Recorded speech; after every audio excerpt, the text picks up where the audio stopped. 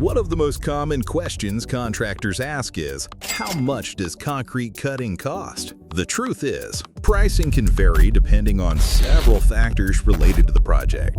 Concrete cutting costs depend on things like slab thickness, the type of cutting required, and the size of the project. Different jobs may require slab sawing, core drilling, or structural cutting. For example, slab sawing is often used to cut floors or slabs, while concrete core drilling creates circular openings for plumbing or electrical installations. Each method requires different equipment and expertise.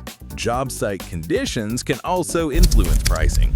Access to the work area, reinforced concrete, and project timelines can all affect how the cutting is performed.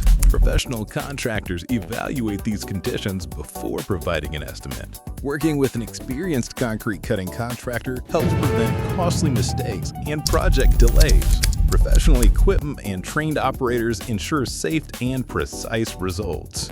At Helder's Concrete Cutting Company, we specialize in commercial projects and work with contractors across Florida and North Carolina.